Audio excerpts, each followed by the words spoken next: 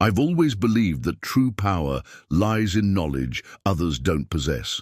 That's probably why I never felt compelled to correct Clarissa about who I really was. To her, I was just Ryan, her husband with the mediocre $45,000 salary who worked as a mid-level analyst at some forgettable company.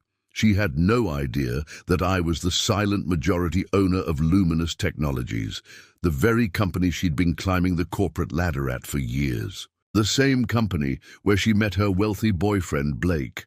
The irony wasn't lost on me, watching them mock my income while sitting in the building I owned. But patience is a virtue, and I was waiting for the perfect moment to reveal the truth. Before we jump back in, tell us where you're tuning in from, and if this story touches you, make sure you're subscribed, because tomorrow I've saved something extra special for you. Met Clarissa 7 years ago at a coffee shop near downtown. Back then, she was fresh out of business school, ambitious and driven, but also warm and passionate about life. I was immediately drawn to her energy, the way her eyes lit up when she talked about her dreams of making it in the corporate world. At the time, I had just finalized the acquisition of Luminous Technologies, my fourth major business venture, though very few people knew this. The truth is, I'd made my fortune young. A tech startup I founded at 22 sold for millions when I was 26. Instead of flaunting my wealth or jumping into another high-profile position, I chose a different path. I wanted to build something meaningful without the pressure and scrutiny that comes with being a public figure. So I used shell companies and investment groups to acquire businesses, operating as a silent owner, while installing trusted executives to run the day-to-day operations. When I met Clarissa, I was living a deliberately modest life, not out of deception, but because I genuinely preferred simplicity. I had a comfortable but unassuming apartment, drove a reliable but ordinary car, and worked as an analyst at one of my smaller companies, a position that gave me the flexibility to manage my actual business empire behind the scenes. Our relationship moved quickly. Clarissa was captivated by what she called my quiet confidence, and I was enchanted by her ambition and zest for life. Within a year, we were married in a simple ceremony with close friends and family. I could have afforded a lavish wedding, but Clarissa didn't push for one, saying she'd rather save for our future together. I admired that practical side of her, though I never mentioned that money wasn't actually an issue. One day, when we both make it big, we'll renew our vows in style, she had said with a determined gleam in her eye. I nodded, smiling at the irony. Early in our marriage, I considered telling Clarissa the truth about my finances, but something always held me back. Maybe it was the way she spoke about wealthy people, often with a mixture of admiration and resentment. They have it so easy, she would say. They don't understand what it's like to fight for every opportunity. Or perhaps it was because I enjoyed being loved for who I was, not what I owned. So I maintained my cover as Ryan Mitchell, analyst with a $45,000 salary, while secretly guiding the major decisions at Luminous Technologies and my other companies through encrypted emails and private meetings disguised as fishing trips or poker nights with friends. Clarissa, meanwhile, landed an entry-level position at Luminous Technologies 2 years into our marriage. I hadn't pulled any strings. She'd earned it on her own merits, which made me proud. I listened with hidden amusement as she described her new workplace, the company culture, and her impressions of executives I had personally selected. The CEO seems competent, but nobody knows who actually owns the company, she told me over dinner one night. There are rumors it's some reclusive tech billionaire who never shows his face. I nearly choked on my pasta. Really? That's unusual in today's transparent business world. She shrugged.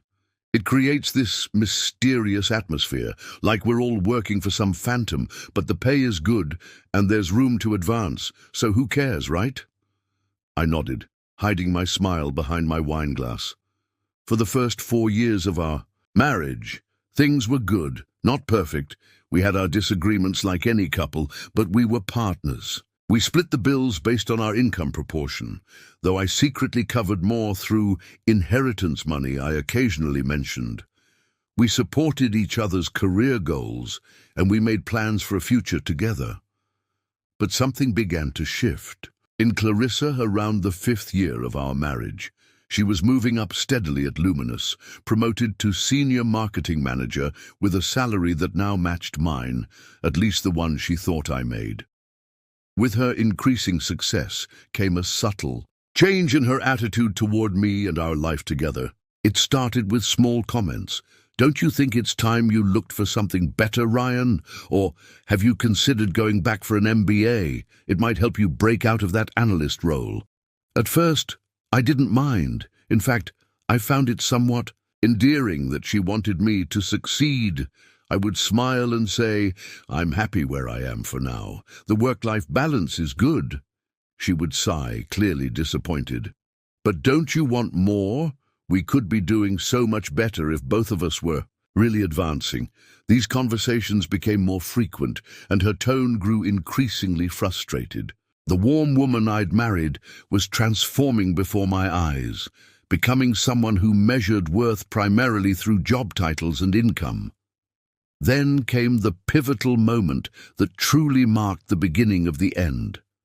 Clarissa was promoted to director of marketing at Luminous, a significant step up with a substantial salary increase. We celebrated at an upscale restaurant downtown. My treat, though I claimed to have been saving for a special occasion. After a few glasses of champagne, Clarissa leaned forward, her expression serious despite the alcohol-induced flush on her cheeks. "Ryan, I need to talk to you about something important." "Of course," I said, setting down my glass. "What's on your mind?" "Now that I'm making considerably more than you, I think we need to reassess our financial arrangement and, well, our future plans." I raised an eyebrow. "What do you mean?" "I'm moving in circles with people who are going places, executives, venture capitalists, people with real ambition."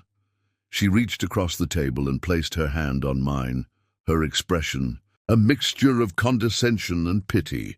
"I'm not saying your job isn't adequate, but I'm starting to realize I need someone who matches my level of success and drive." The words hit me like a physical blow.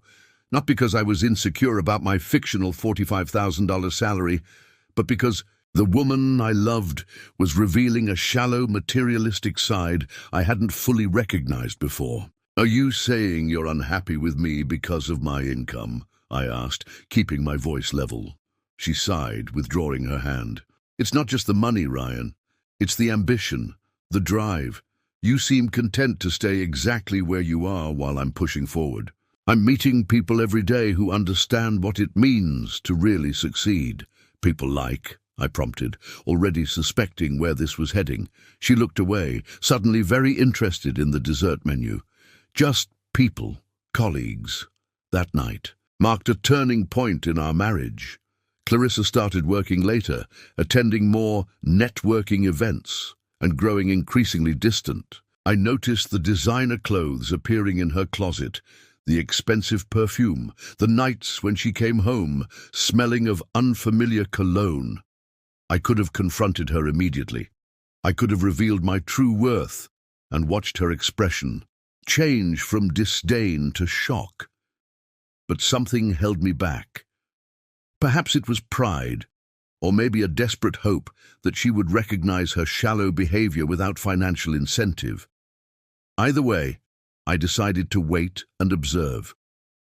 It wasn't long before I discovered the truth. Using my access to company systems, a privilege of ownership I rarely exercised, I reviewed Clarissa's work emails and meeting calendar. A name appeared with suspicious frequency: Blake Donovan, the newly appointed CFO of Luminous Technologies. Blake had been my most recent executive hire, a brilliant financial mind with impressive credentials. I had interviewed him personally, though under the guise of being a representative of the ownership group. He had no idea that the unassuming man who had spent 2 hours questioning him about his financial philosophy was actually the majority owner of the company. Preparing and narrating this story took us a lot of time, so if you are enjoying it, subscribe to our channel. It means a lot to us.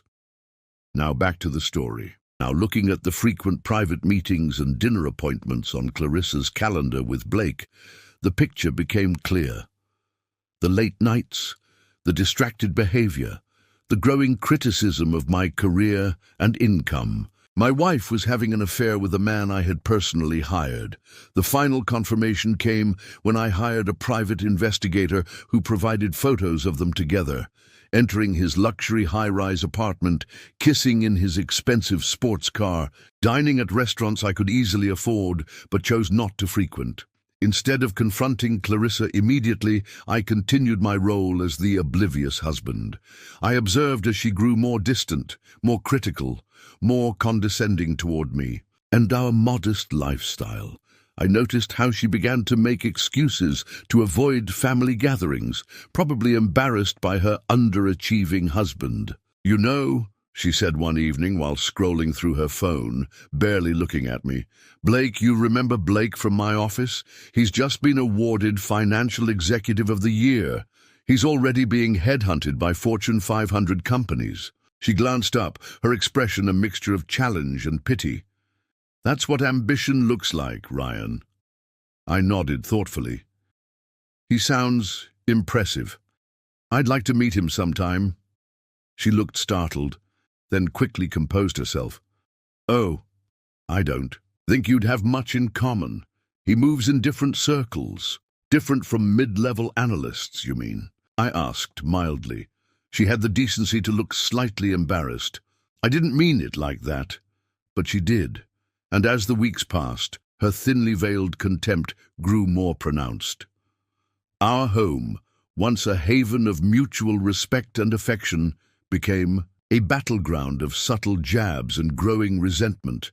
Clarissa was transforming into someone I barely recognized, materialistic, status-obsessed, and increasingly cruel in her dismissal of my perceived mediocrity. I maintained my composure, continuing my double life.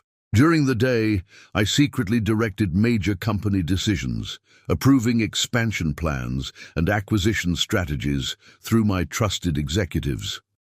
At night, I returned home to a wife who looked at me with growing disdain, unaware that she was sleeping. Beside the man who signed her lover's paychecks, I was waiting for the right moment, not out of revenge, but because I needed to understand exactly who Clarissa had become before deciding what to do next. Was this behavior a temporary madness driven by sudden success and the attentions of a seemingly wealthy man? Or had money and status revealed her true character? The answer came sooner than I expected at the annual Luminous Technologies corporate gala, an event I usually avoided, claiming it was for executives, not analysts like me. But this year, Clarissa insisted I attend. "You need to start networking more if you ever want to advance," she said, though her eyes told a different story. She wanted to parade her unsuccessful husband in front of her colleagues, perhaps to justify her wandering eye. Little did she know, she was about to introduce her lover to her husband, who also happened to be their boss. The thought almost made me smile, almost.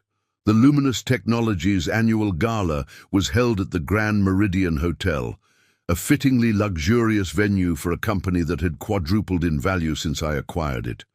As I adjusted my tie in our bedroom mirror, Clarissa emerged from the bathroom in a stunning red dress that probably cost more than what she thought I made in a month. "You're wearing that?" she asked, eyeing my navy suit with obvious disapproval. I glanced down at my attire. The suit was well made but deliberately understated, not the designer label she clearly expected. "What's wrong with it? It's perfectly appropriate for a company function."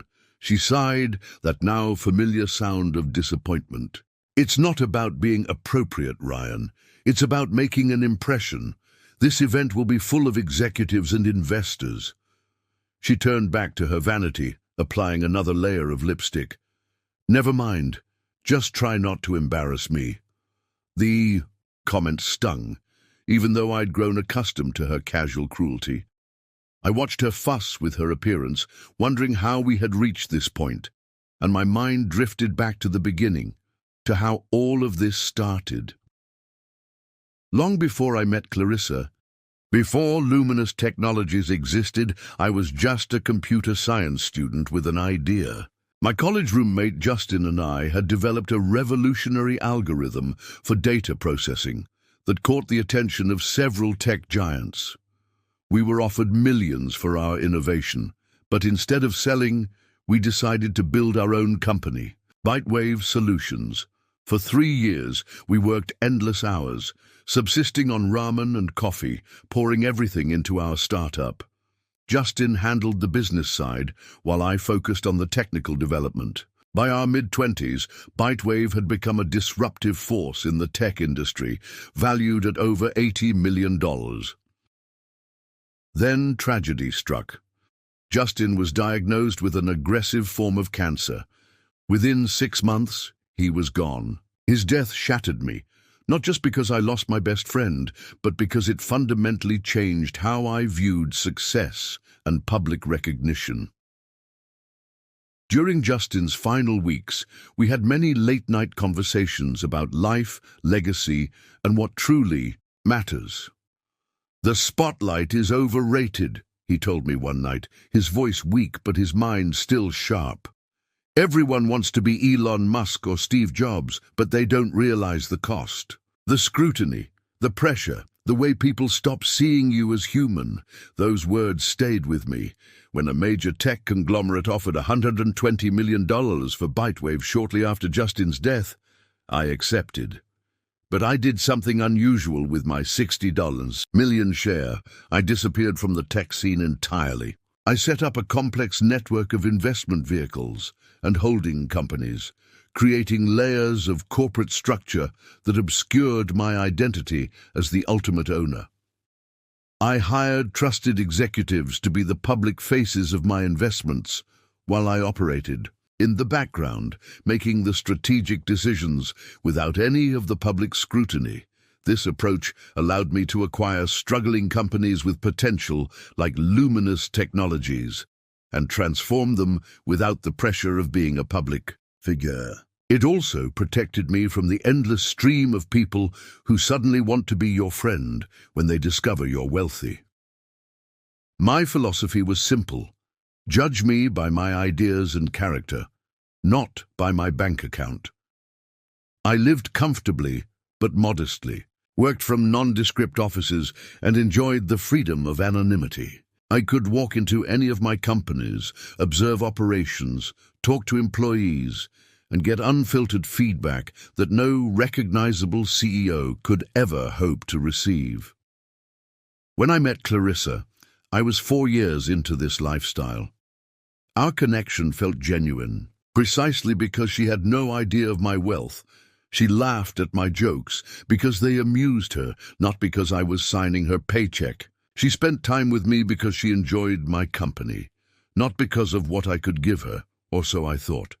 I never explicitly lied about my financial situation. I simply allowed her to make assumptions based on my apparent lifestyle and the mid-level position I claimed to hold.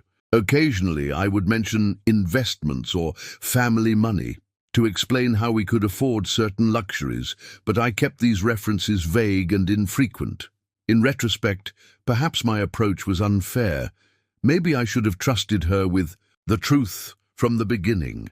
But something in me needed to know that I was loved for myself, not my resources. Justin's death had left me with a profound skepticism about human nature and the corrupting influence of wealth and status. "Ready to go?" Clarissa's voice pulled me back to the present. She stood by the door, checking her watch impatiently. "Yes," I said, pocketing my wallet, just thinking about how much has changed. She raised an eyebrow. "What do you mean?" I shrugged. "Us. This, I gestured vaguely between us. Remember when we used to split a bottle of wine in the park because we said fancy restaurants were overrated?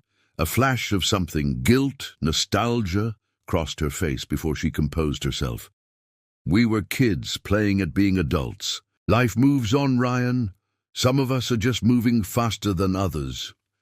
The drive to the Grand Meridian was mostly silent.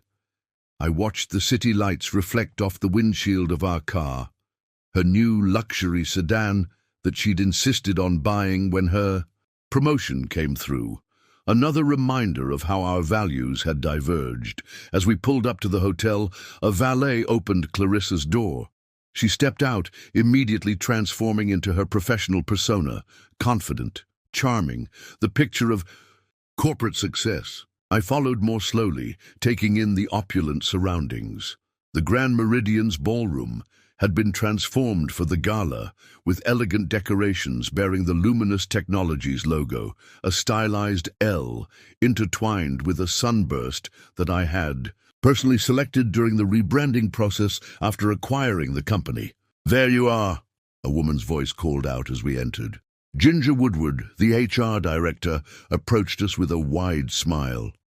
"Clarissa, you look absolutely stunning." "Thank you, Ginger," Clarissa beamed, accepting the compliment with practiced grace. "You remember my husband, Ryan?"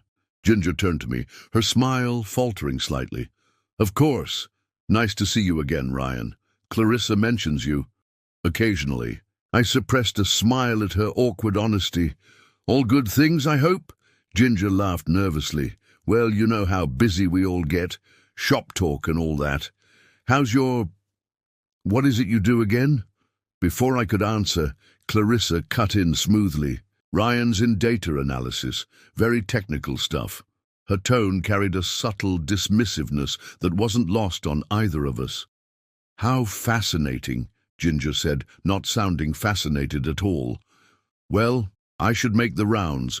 The CEO's speech starts in 20 minutes. Clarissa, I believe Blake is looking for you. Something about the marketing presentation." Clarissa's eyes lit up. "Yes, we're presenting the quarterly results together. I should find him." She turned to me with a perfunctory smile. "Will you be okay on your own for a bit? There's an open bar near the back." "I'll manage," I replied, dryly. "Go find Blake." She either missed or chose to ignore the edge in my voice, already scanning the room. "Thanks. I'll find you before the speeches." With that, she disappeared into the crowd, leaving me standing with Ginger, who was clearly searching for a graceful exit. "I should really," she began. "Make the rounds," I finished for her. "Of course. Don't let me keep you." As Ginger walked away, I moved through the crowded ballroom, observing my employees enjoying themselves. None of them recognized me, of course. I'd only ever met with the executive team, and even then, I was introduced simply as Mr. Mitchell from the investment group. My own wife had no idea that I was the mysterious owner everyone speculated about. I approached the bar and ordered a whiskey, neat. The bartender, a young man with a neat bow tie, served my drink with a nod. "First time at one of these?" he asked conversationally. I smiled. "Is it that obvious? You've got that fish out of water look. Plus, you're actually observing people instead of trying to impress them. Dead giveaway, you're not one of the regular corporate climbers." I chuckled, appreciating his candor. "You're pretty observant yourself." "Part of the job," he shrugged. "You see a lot from behind the bar. Like that group over there." He nodded toward a circle of executives near the stage. "They're the power players, always huddled together like they're plotting world domination." I followed his gaze and spotted Blake Donovan at the center of the group, his arm casually draped around Clarissa's waist. She was laughing at something he said, leaning into him with a familiarity that went well beyond professional collegiality. "That's the CFO, right?" I asked, though I knew perfectly well who Blake was. I had personally reviewed his resume, conducted His final interview, and approved his unusually generous compensation package. Blake Donovan, the bartender confirmed. Bit of a showboat, but apparently brilliant with numbers. The woman with him is the marketing director. Word is they're an item, though I thought I heard she was married. He suddenly looked embarrassed. Sorry, I shouldn't gossip. Don't worry about it, I assured him, taking a sip of my whiskey. I'm just here to observe. And observe I did. For the next 15 minutes, I watched Clarissa and Blake together, noting the intimate touches, the private smiles, the way they seemed to communicate without words. It was painful to witness, not just because of the betrayal, but because I could see how genuinely happy Clarissa looked with him, happier than she'd been with me in months. The question was she drawn to Blake himself, or to the successful, ambitious image he projected? And would that attraction survive if she knew that her supposedly mediocre husband was actually the owner of the company they both worked for? I was about to find out, because tonight wasn't just any company gala. It was the 5-year anniversary of my acquisition of Luminous Technologies, and I had decided it was finally time to step out of the shadows. As I stood alone at the bar, nursing my whiskey and watching my wife's affair play out before my eyes, I couldn't help but reflect on how our daily life had evolved over the past few months. The contrast between the charade we maintained at home and the reality unfolding before me was almost surreal. Our mornings had developed a predictable rhythm. Clarissa would wake first, spending nearly an hour preparing herself for the day. Designer. Outfits, perfect makeup, every hair in place.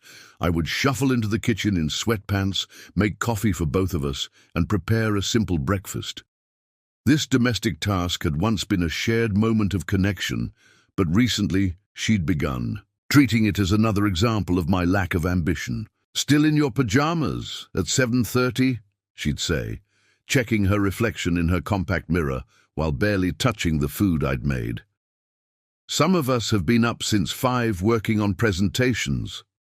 I would smile blandly and respond with something neutral like, the perks of middle management, regular hours, which would inevitably earn me an eye roll or dismissive sigh. What Clarissa didn't know was that after dropping her off at Luminous Technologies, she had recently begun suggesting I should find my own way to work to save her time. But I insisted on helping with her commute. I would drive to a nondescript office building in the financial district. There, in a secured suite on the top floor, I would transform from Ryan Mitchell, underpaid analyst, into R.J. Mitchell, the controlling shareholder of multiple technology companies worth billions.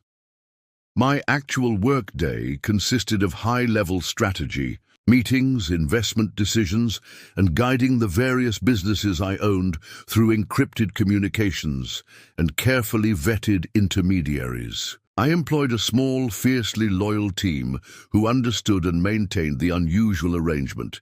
My chief of staff, Margaret, had been with me since the Bitewave days and was one of the few people who knew both sides of my life. Your wife called.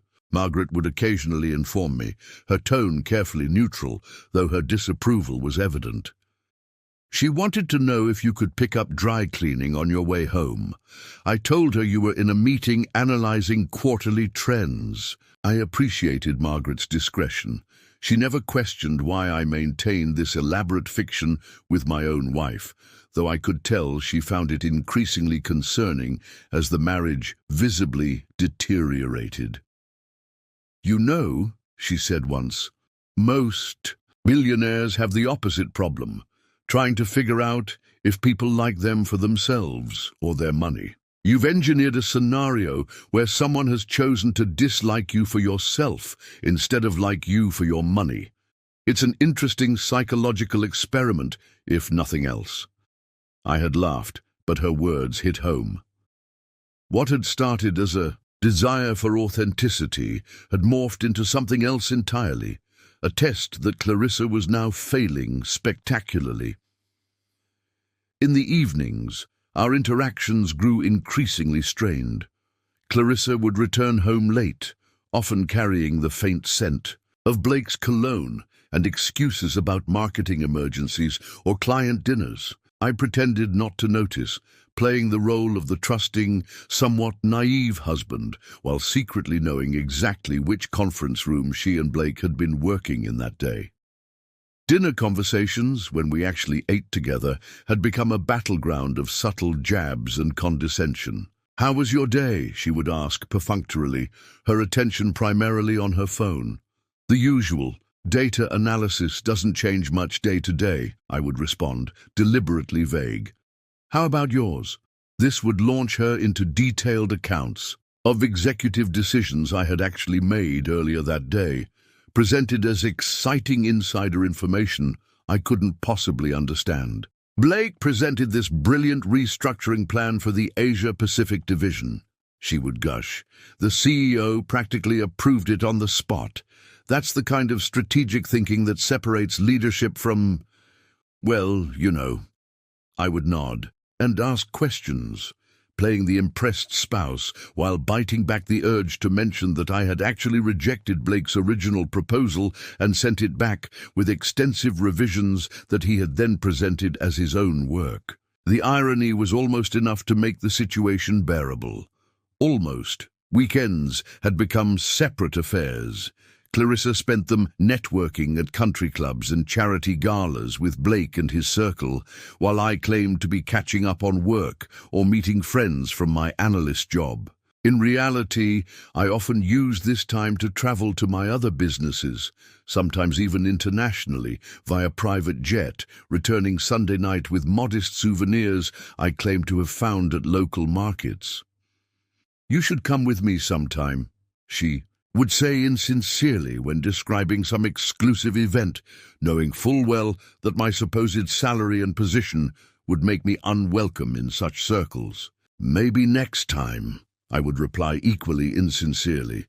We had become expert performers in a play we both knew was fiction, though Clarissa only knew half the plot.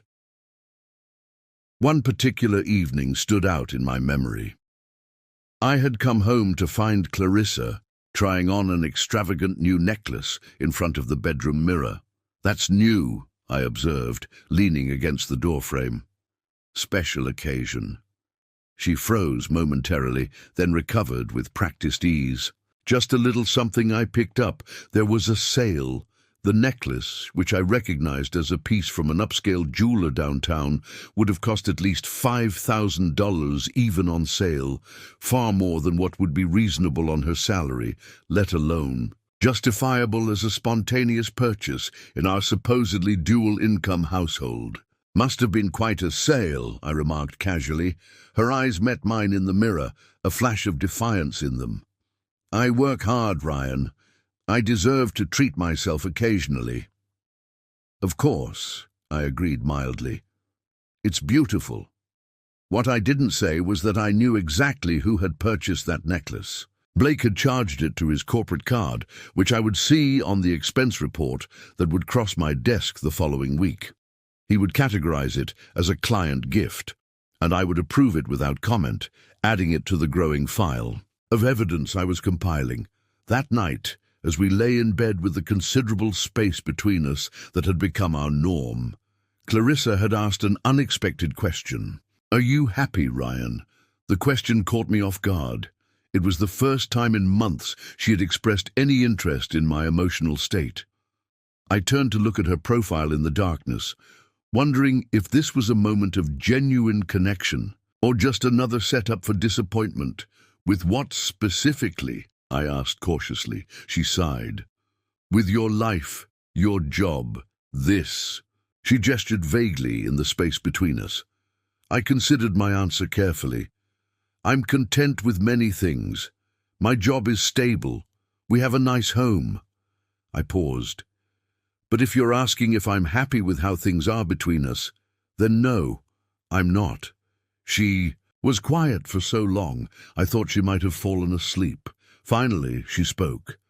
"I don't think I am either." For a brief moment, I felt a flicker of hope that perhaps she was recognizing the damage her actions and attitude were causing.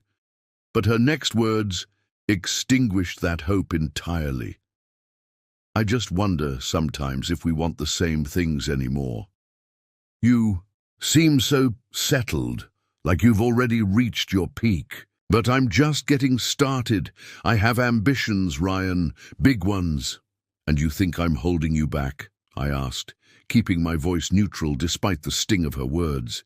She turned away from me. I didn't say that. But I need someone who challenges me, who operates at my level, someone who understands the world I'm moving in. Someone like Blake Donovan, I suggested quietly. The sudden tension in her body was answer enough, though she quickly tried to recover. Blake is a colleague. He's just someone who gets the corporate environment, that's all. Of course, I replied, turning away as well. Just a colleague. We both knew I didn't believe her, but neither of us was ready to shatter the fragile illusion we were maintaining. Not yet. As the weeks passed, our home life settled into this uncomfortable pattern of avoidance and superficial interaction. We operated like roommates who didn't particularly like each other but were too entangled to make a clean break. Clarissa spent more and more time at the office or at work events that conveniently never included spouses, while I maintained my dual life, gathering information and waiting for the right moment to decide how this charade would end.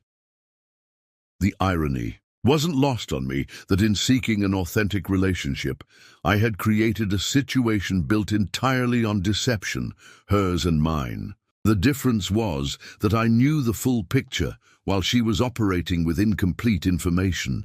Was that fair? Perhaps not. But as I watched her growing relationship with Blake, observed her increasingly dismissive attitude toward me, and witnessed her embrace of materialistic values I found repugnant, I couldn't help but feel that the truth would have changed nothing except the target of her affections.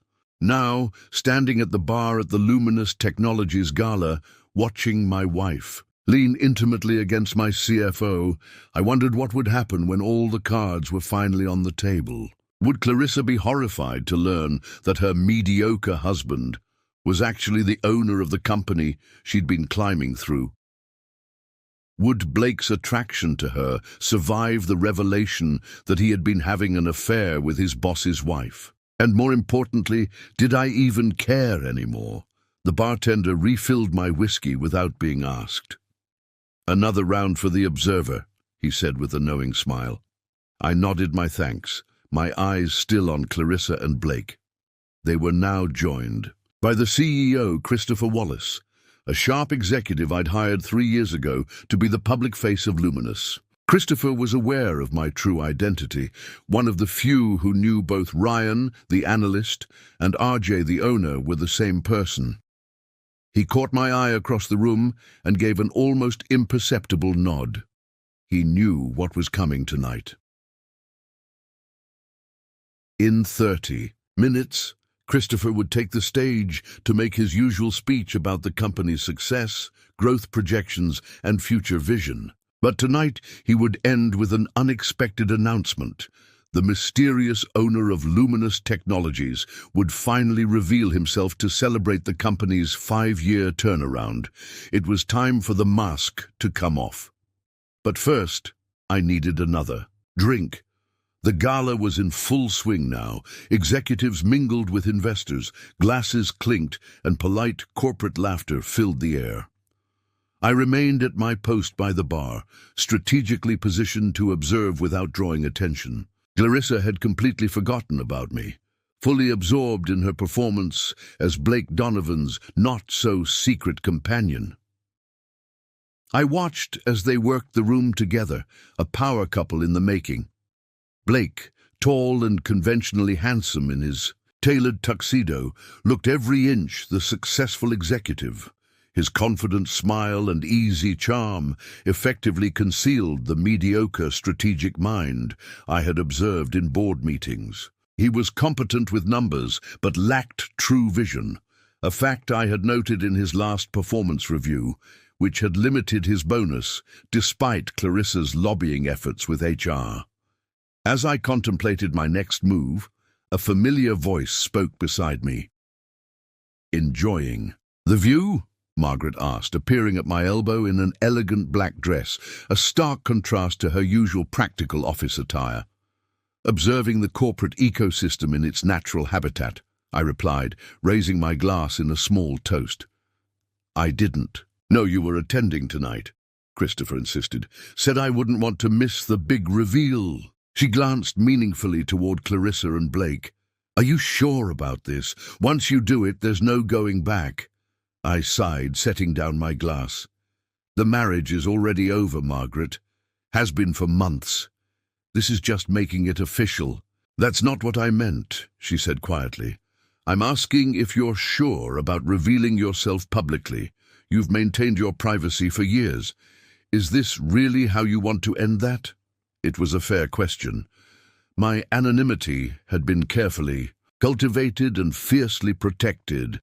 I had declined features in business magazines, avoided industry conferences, and gone to extraordinary lengths to keep my name out of press releases. The freedom of operating unrecognized had become precious. To me, "It's time," I said finally. "Not just because of Clarissa and Blake, though that's part of it. I'm tired of hiding. Justin would say I've been using privacy as an excuse to avoid truly engaging with my own success." Margaret smiled softly at the mention of my late friend and partner. "He always could see through your defenses." Our conversation was interrupted by the approach of Christopher Wallace, CEO of Luminous Technologies. He navigated through the crowd with practiced ease, nodding and smiling at various guests without stopping until he reached us. "Everything is set," he murmured, accepting a mineral water from the bartender. "I've arranged for the stage to be accessible from the staff entrance behind the curtain. You can remain out of sight until I introduce you." I nodded my appreciation. "Any last-minute concerns?" Christopher glanced across the room toward Blake and Clarissa, who were now speaking with a group of investors. "Are you sure you don't want to give them some warning? It's going to be quite a shock." "That's rather the point," I replied evenly. Christopher gave me a measured look. "This isn't just about your marriage, is it? This is about Donovan, too." I didn't answer immediately. The truth was complicated. Yes, I was hurt by Clarissa's betrayal, but I had also grown increasingly concerned about Blake's influence within the company. He had been pushing for aggressive expansion strategies that prioritized short-term growth over long-term stability. Approaches that would look good on quarterly reports, but potentially compromise the company's future. Clarissa had been supporting these initiatives, using her marketing expertise to package them appealingly for the board. "Let's just say I'm addressing several issues at once," I finally responded. Christopher nodded, understanding perfectly. As CEO, he had expressed similar concerns about Blake's proposals, but had been careful not to cross the increasingly powerful CFO Marketing Director alliance. "Speech starts in 15 minutes, he said, checking his watch. "I should start gathering everyone." As Christopher moved away to coordinate with the event staff, Margaret gave my arm a supportive squeeze. "I'll be nearby if you need anything." I watched her disappear into the crowd, feeling a wave of gratitude for the few people in my life who knew the whole truth about me. Then I turned my attention back to Clarissa and Blake, who were now standing near the stage, champagne flutes in hand, looking every inch the corporate power couple. The catalyst that had finally pushed me to this decision had occurred just 1 week earlier, a seemingly mundane evening that had crystallized everything wrong with my marriage and confirmed that there was no salvaging it. I had come home early, having cancelled a series of meetings to prepare for tonight's revelation. Clarissa wasn't expecting me, believing I was working late on some quarterly analysis project I had fabricated. I entered our home quietly, planning to surprise her with dinner, a last, perhaps foolish attempt to reconnect before everything changed. Instead, I found her and Blake in our living room, comfortable and intimate in a way that suggested this was a regular occurrence. They weren't in a compromising position.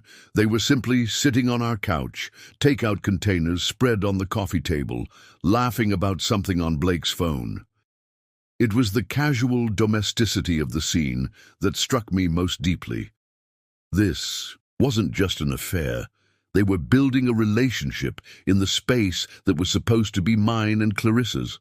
I could have confronted them then. Part of me wanted to, but another, colder part recognized the opportunity this presented. I silently backed out of the house, sent Clarissa a text saying I'd be working even later than expected, and went to my private office to finalize plans for tonight's revelation. When I returned home, hours later, the takeout containers were gone, Blake's presence erased, and Clarissa was alone, pretending to have spent the evening catching up on work. The performance was flawless, practiced. How many other evenings had played out this way while I was actually working? The thought made me both angry and sad, but the final catalyst, the moment that truly cemented my decision, came during a seemingly casual conversation over breakfast the next morning. "We need to talk about our finances," Clarissa had said, not looking up from her phone. "I've been thinking it makes sense to separate our accounts." I raised an eyebrow. "Any particular reason?" She sighed, as if the explanation was tedious. "It's just practical, Ryan. I'm making significantly more than you now, and I'm tired of subsidizing our lifestyle while you seem content to stay exactly where you are career-wise." I took a slow sip of my coffee. "I contribute my share." "Your share is becoming increasingly smaller," she said with thinly veiled contempt. "Do you know what Blake made last year? 7 figures, Ryan. 7. And he's being headhunted by firms that would pay even more." "Are you comparing my income to Blake's?" I asked quietly.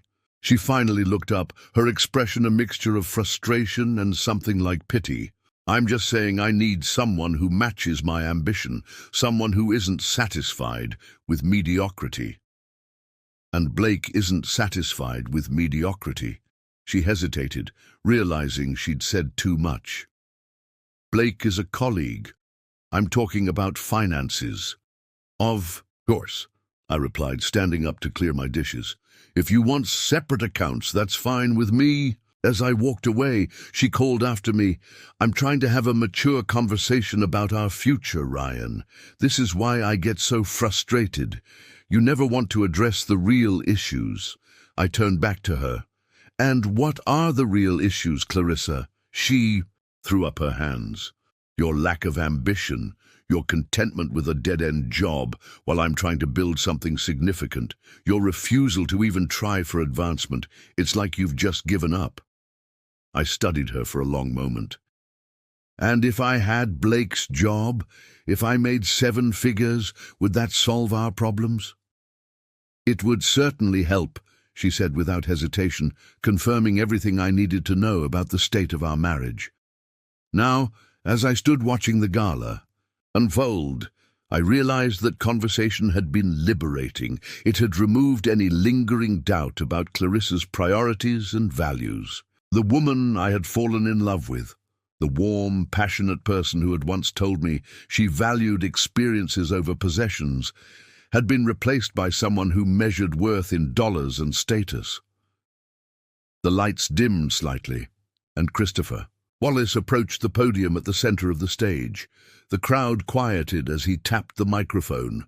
"Ladies and gentlemen, esteemed colleagues, valued partners, welcome to Luminous Technologies' annual gala." A round of applause followed as I slipped away from the bar, moving toward the staff entrance Christopher had indicated earlier. My heart was pounding, but not from nervousness. This was anticipation, the feeling that comes before a long-awaited resolution.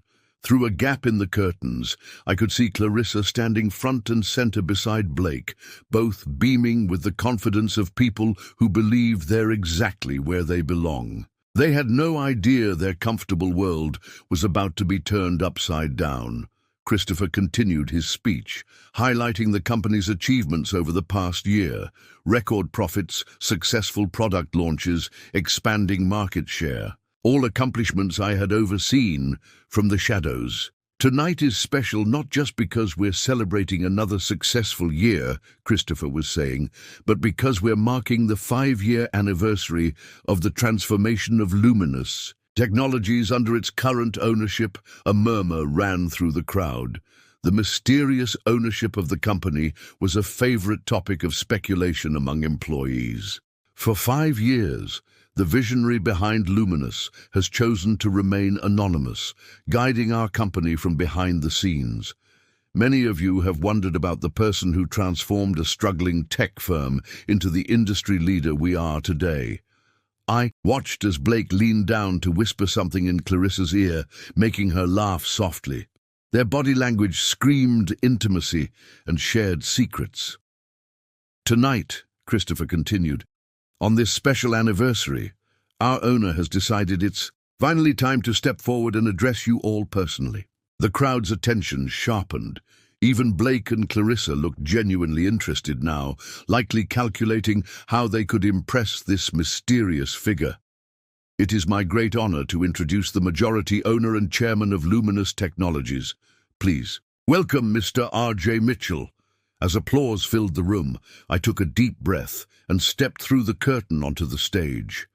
The spotlight momentarily blinded me, but as my vision cleared, I found Clarissa's face in the crowd.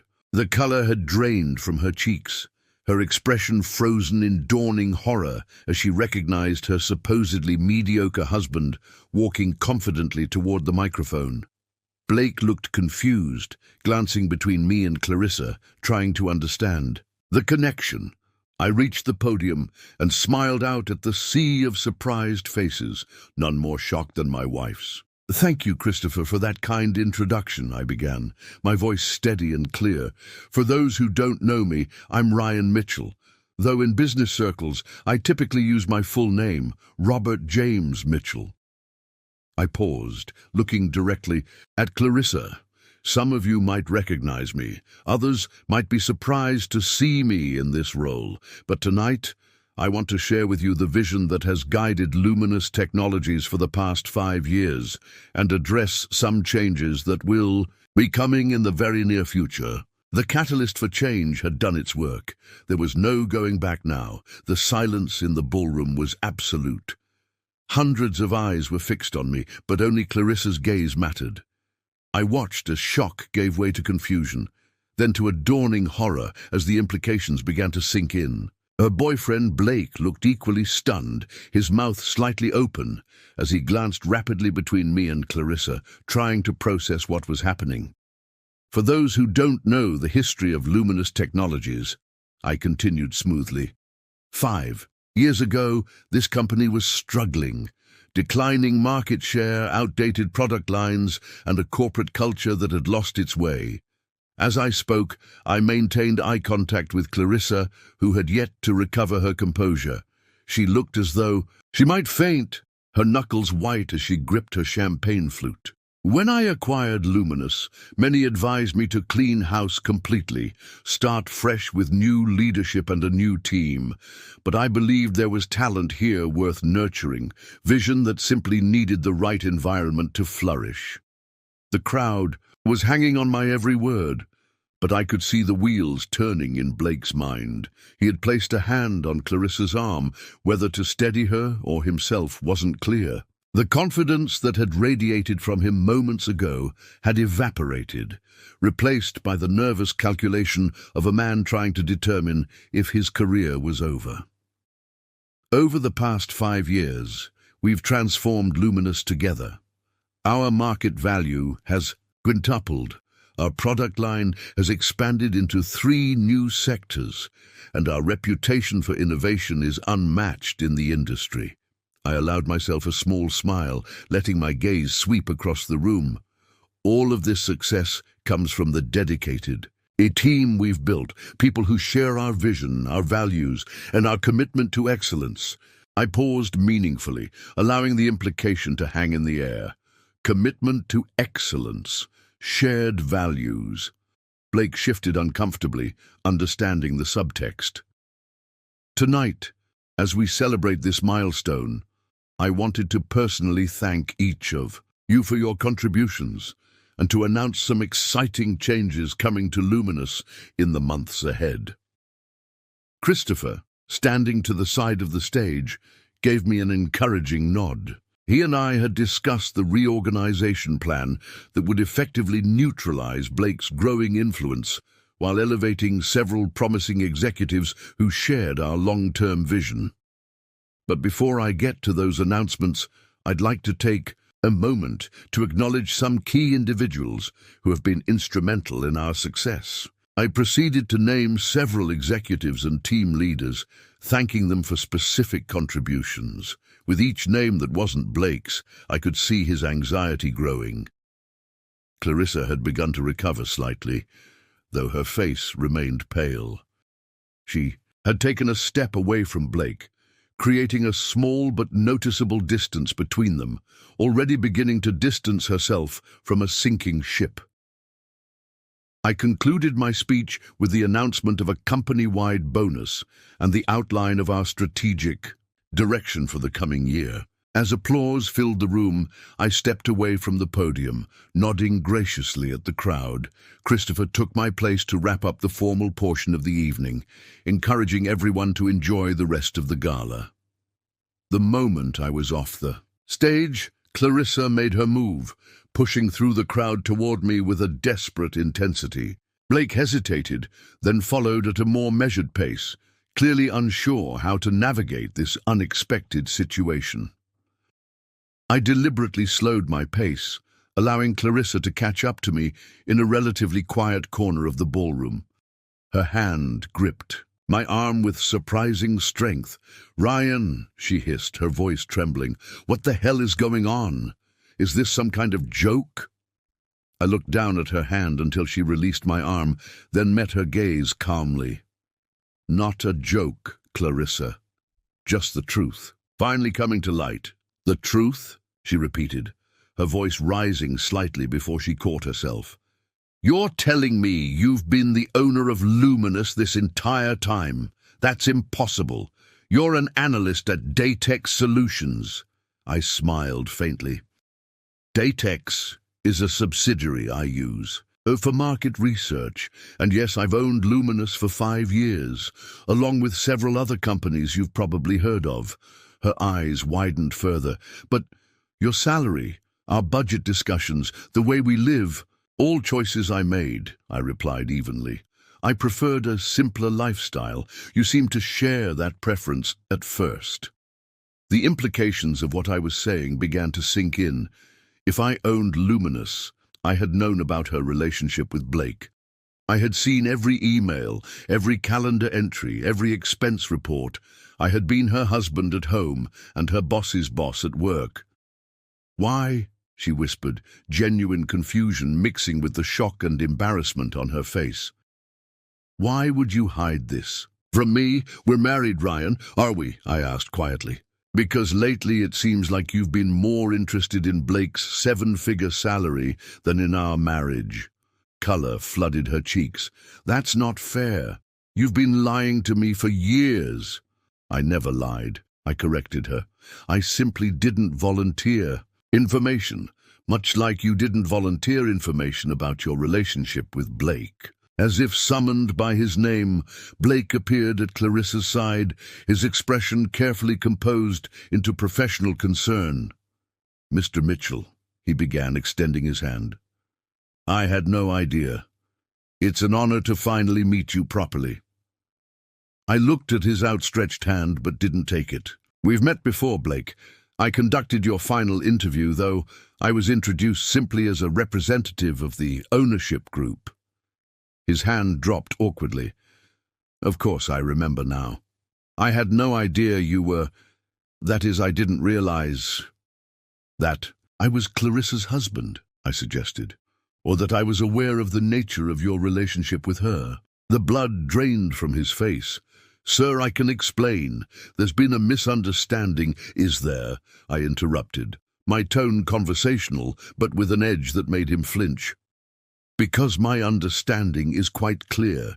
You've been having an affair with my wife, while simultaneously attempting to redirect the company's strategy toward short-term gains that would enhance your bonus at the expense of our long-term stability. Blake swallowed hard. That's not, I wouldn't. Your proposal for the Asian market expansion, I continued, the one you presented to the board last month. Did you mention that the revenue projections were based on unsustainable pricing models? Or that the market research contradicting your approach was deliberately excluded from the presentation? His eyes widened. He hadn't expected me to be so familiar with the details. There were differing opinions on the research methodology. There were facts you chose to ignore, I corrected him. Facts that would have undermined the narrative you were selling to boost your performance metrics. Blake's professional mask was crumbling rapidly. Behind him, I could see several executives watching our interaction with undisguised interest, sensing the dramatic shift in power dynamics. Clarissa attempted to intervene, her voice pitched low. "Ryan, please, can we discuss this privately? This isn't the place." "Isn't it?" I asked mildly. "This seems perfectly appropriate. The company gala, surrounded by the colleagues you've been impressing with stories about your disappointing husband while sleeping with the CFO. Why not clear the air here?" Her face flushed with anger and embarrassment. "You're doing this deliberately to humiliate me." "No, Clarissa. I'm simply no longer protecting you from the consequences of your choices." Blake, sensing disaster, tried one last desperate gambit. "Mr. Mitchell, whatever issues you and Clarissa have, they shouldn't affect the company. My work speaks for itself." "It certainly does," I agreed, "which is why the board will be reviewing your position first thing Monday morning." The threat hung in the air between us. Blake's expression hardened as he realized attempts at reconciliation were futile. "You can't fire me for my personal life," he said, a note of defiance creeping into his voice. I smiled thinly. "I'm not firing you for your personal life, Blake. I'm firing you for your attempts to manipulate company strategy for personal gain, your misrepresentation of data to the board, and your misuse of company resources." I paused meaningfully. "Including charging personal items to your corporate card." His face went slack. "The necklace, the weekend getaways categorized as client meetings. The champagne and flowers delivered to Clarissa's office, all billed to Luminous. That's standard practice for executives at my level," he stammered. "Not at my company," I replied firmly. Clarissa, who had been watching this exchange with growing horror, finally found her voice again. "This is about us, isn't it? You're punishing Blake because of me." I turned to her, studying her face, the face I had once loved, now twisted with anger and fear. "This isn't about punishment, Clarissa. It's about integrity, something that seems to be in short supply between the two of you." Before she could respond, Margaret appeared at my side, her expression professionally neutral despite the obvious tension. "Ryan, the investors from Singapore are eager to speak with you," she said smoothly. "They're quite impressed with the 5-year projections." I nodded. "Thank you, Margaret. I'll join them momentarily." I turned back to Clarissa and Blake. "If you'll excuse me, I have actual business to attend to." As I walked away, I heard Clarissa call after me, her voice cracking slightly. "Ryan, wait." But I didn't wait. I had spent years waiting for her to see me for who I was. Waiting for her to demonstrate the values I thought we shared. Waiting for our marriage to return to what it had once been. That time was over. Throughout the remainder of the evening, I could feel Clarissa's eyes following me as I moved through the crowd, shaking hands with investors, accepting congratulations from employees who were seeing their mysterious owner. For the first time, Blake had disappeared entirely, though rumor had it he'd been seen leaving the hotel in a hurry. Several times, Clarissa attempted to approach me again, but Margaret or Christopher would materialize at precisely the right moment, steering me toward another conversation or urgent matter requiring my attention. It was a choreographed dance we had planned meticulously, ensuring I wouldn't be cornered into a private confrontation before I was ready.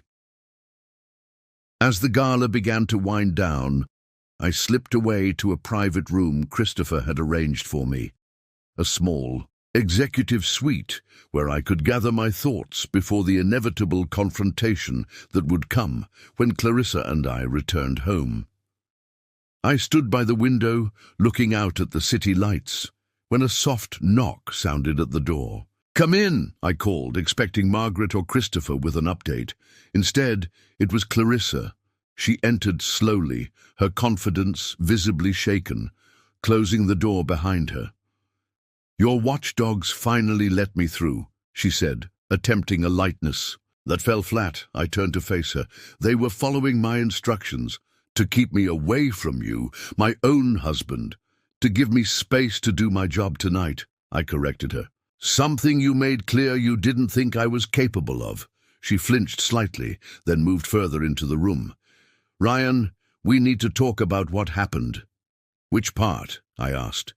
"The part where you've been cheating on me with Blake, or the part where you've been belittling me for months about my career while working at a company I own?" She took a deep breath. "I didn't know." "Would it have mattered?" I challenged her. "If you'd known I was wealthy, would you have treated me differently? Would you have respected me more? Cheated less?" Her silence was answer enough. "That's what I thought," I said quietly. "You didn't fall out of love with me, Clarissa. You fell in love with status and money. And when you thought I couldn't provide those things, I became disposable." Tears welled in her eyes, but I couldn't tell if they were from genuine remorse or simply the realization of what she had lost. "It wasn't like that. Things between us changed. You were always so secretive, so distant." "I kept one aspect of my life private," I acknowledged, "but I was never distant. I was the same person you married until you decided that person wasn't good enough anymore." She moved closer, her expression softening into something that might have once swayed me. "We can fix this, Ryan. Now that everything's out in the open."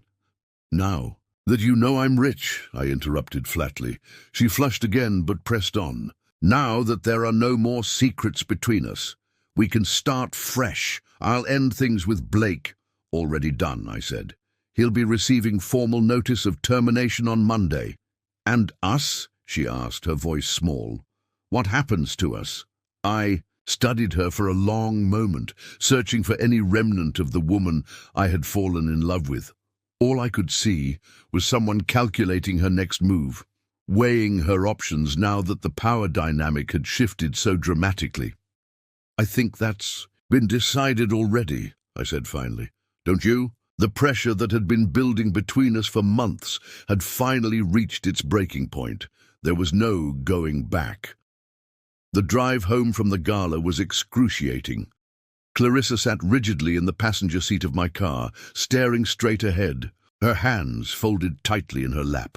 I focused on the road, the silence between us heavy with unspoken accusations and realizations.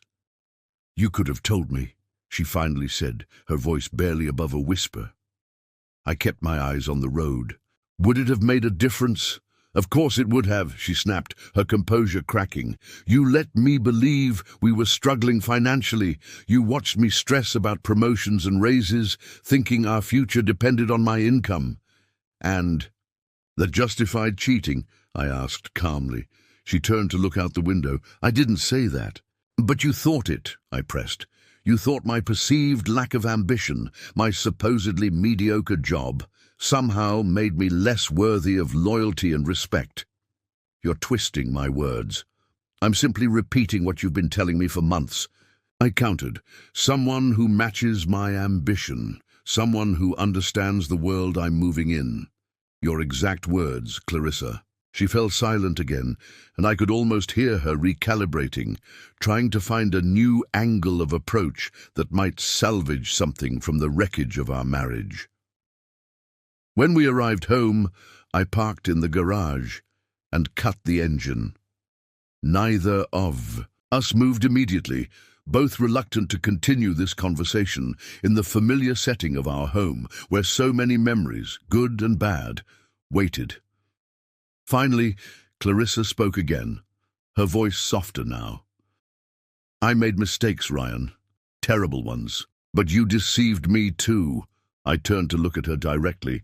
"The difference is, my deception didn't break our vows." She flinched, as if I'd slapped her. "So, that's it?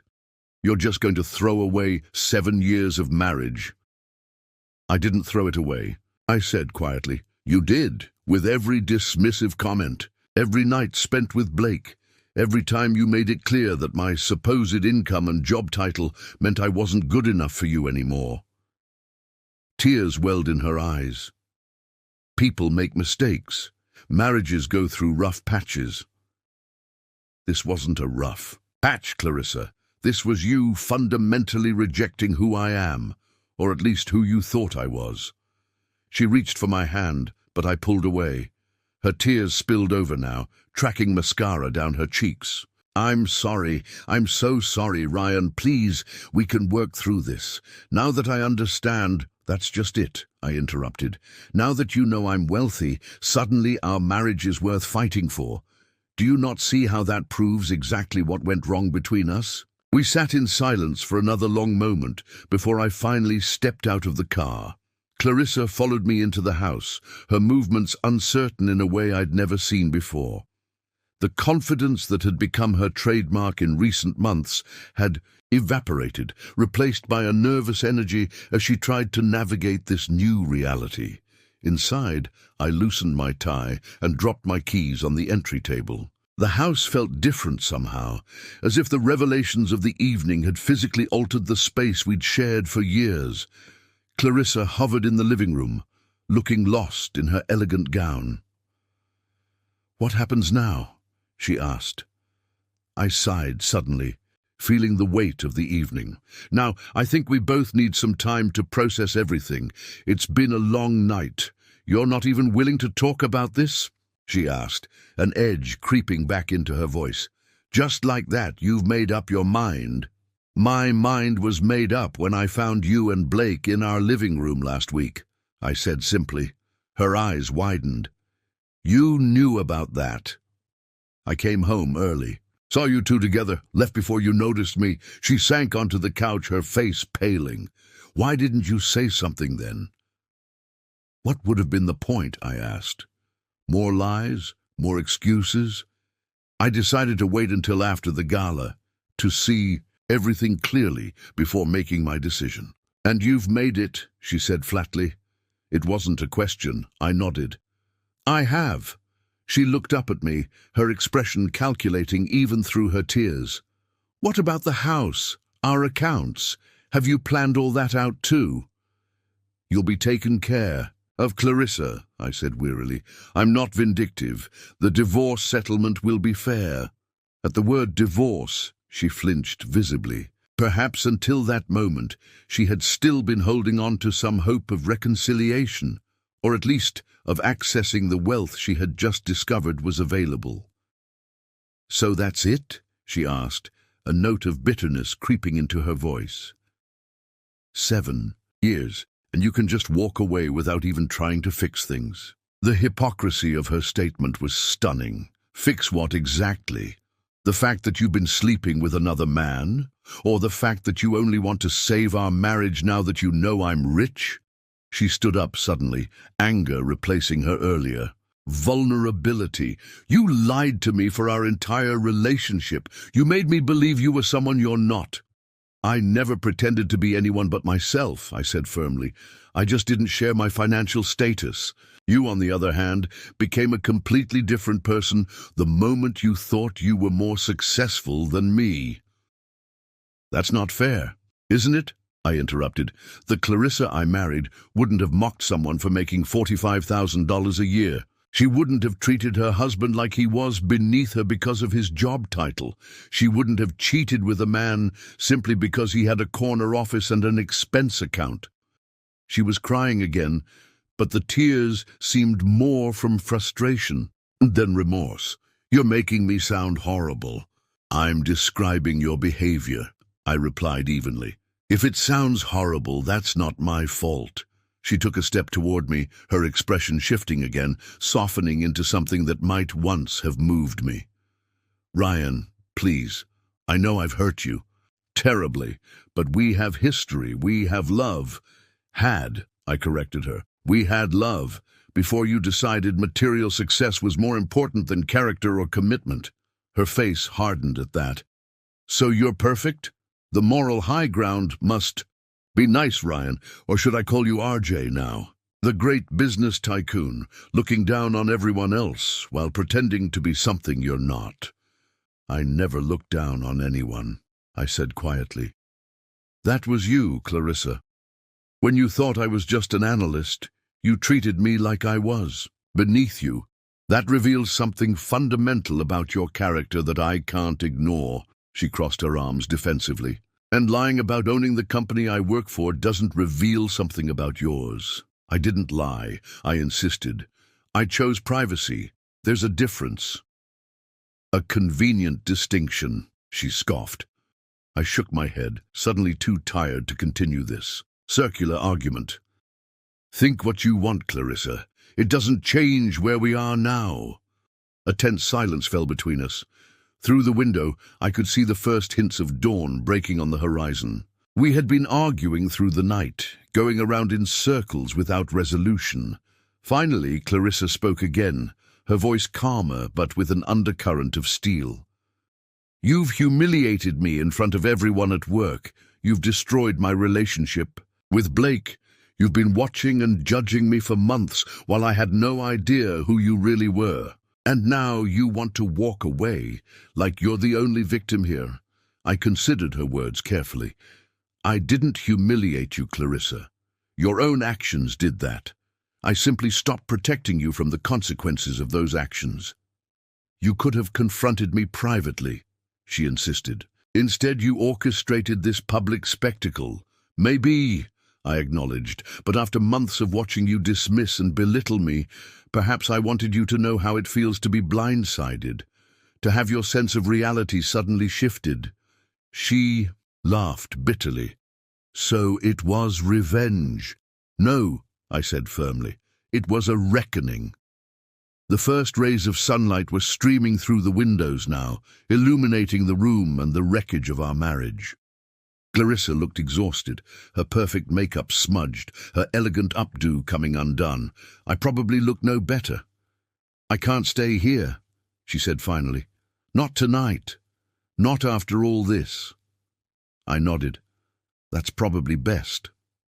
She moved toward the bedroom, presumably to pack some essentials. At the doorway, she paused, looking back at me with an expression I couldn't quite read. Was any of it real? Us, I mean.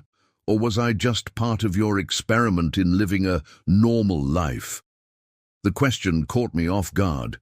Despite everything, it reminded me that beneath the hurt and anger, there was a history between us, years that couldn't simply be erased. It was real, I said softly. When I met you, when we fell in love, that was real, Clarissa, but somewhere along the way, we both became different people. She nodded almost imperceptibly, then disappeared into the bedroom. I heard drawers, opening and closing, the sound of a suitcase being unzipped. I remained in the living room, staring out the window at the brightening sky, feeling drained, but somehow lighter, as if a burden I'd been carrying for months had finally been set down. 20 minutes later, she emerged with a small suitcase. She had changed out of her gala dress into jeans and a sweater, her face freshly washed of makeup. I'll get the rest of my things later, she said, her voice carefully neutral. When you're not here, I nodded. I'll have my lawyer contact you. Next week about the divorce proceedings. She flinched slightly at the word divorce again, but didn't argue this time. Fine. At the front door, she paused one last time. For what it's worth, I did love you, Ryan. The real you, not the money or the power. I just lost my way. I met her gaze steadily. I believe you did love me once, and I loved you too. But that doesn't change where we are now. She held my gaze for a moment longer, then turned and walked out the door. I listened to her car start in the driveway, the sound fading as she drove away. Only then did I allow myself to sink onto the couch, the emotional exhaustion of the night finally catching up with me. Our marriage had reached its crisis point. There was no turning back now. The days following the gala passed in a blur of meetings, phone calls, and legal consultations. Word of my revelation had spread through the business community like wildfire. After years of carefully guarded privacy, I was suddenly a topic of conversation in boardrooms and business publications across the country. The Phantom CEO steps into the light, read one headline. Tech's most secretive billionaire reveals identity in dramatic fashion, proclaimed another. My phone was inundated with calls from journalists, industry colleagues, and even old friends who had lost touch over the years, all curious about the double life I had been leading.